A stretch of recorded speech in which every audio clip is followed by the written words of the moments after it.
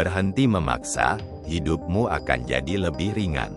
Dalam hidup, seringkali kita terjebak dalam kebiasaan memaksa. Misalnya memaksa seseorang untuk tetap tinggal, memaksa keadaan agar sesuai keinginan, bahkan memaksa diri sendiri untuk menjadi versi ideal yang belum tentu kita butuhkan. Padahal, semakin kita memaksa, semakin berat langkah kita. Sebaliknya, saat kita mulai belajar melepaskan dan menerima, hidup terasa jauh lebih ringan. Memaksa sesuatu yang di luar kendali hanya akan membuat hati lelah dan pikiran kalut. Kita lupa bahwa tidak semua hal harus terjadi sesuai rencana kita. Terkadang, yang kita anggap terbaik, justru bukan yang paling baik menurut semesta.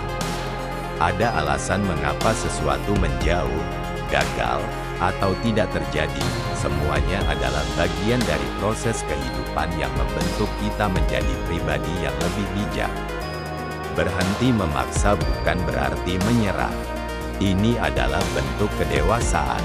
Kita memilih untuk tidak terus-menerus bergulat dengan harapan yang melukai, dan mulai menata langkah berdasarkan kenyataan yang ada.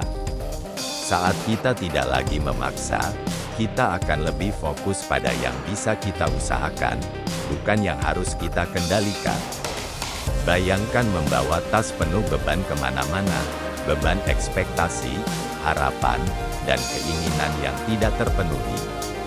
Ketika satu demi satu beban itu kita lepaskan, hidup jadi lebih lapang.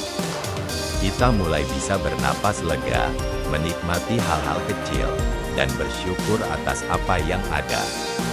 Hidup bukan tentang memenangkan segalanya, tapi tentang mampu berdamai dengan apapun hasilnya. Lepaskan yang memang harus pergi, relakan yang bukan milikmu, dan tenanglah. Hidup akan terasa jauh lebih ringan jika kamu tidak terus-terusan memaksanya. Seringkali kita merasa bahwa hidup adalah ajang perlombaan, siapa yang paling sukses, siapa yang paling cepat mencapai tujuan, siapa yang paling bahagia. Kita mengejar berbagai pencapaian dengan sekuat tenaga, berharap bisa selalu menang. Namun, pada akhirnya, kehidupan bukan hanya tentang memenangkan segalanya. Hidup adalah tentang bagaimana kita bisa berdamai dengan apapun hasilnya, baik maupun buruk. Ada kalanya kita sudah berusaha sebaik mungkin, namun tetap gagal. Ada saatnya kita mencintai seseorang dengan tulus, tapi tetap ditinggalkan. Dan ada masanya kita memberi sepenuh hati, namun tidak dihargai. Di titik-titik seperti inilah kita diuji, bukan dalam kemenangan, tetapi dalam penerimaan. Berdamai dengan hasil adalah bentuk tertinggi dari kekuatan batin dan kematangan emosi.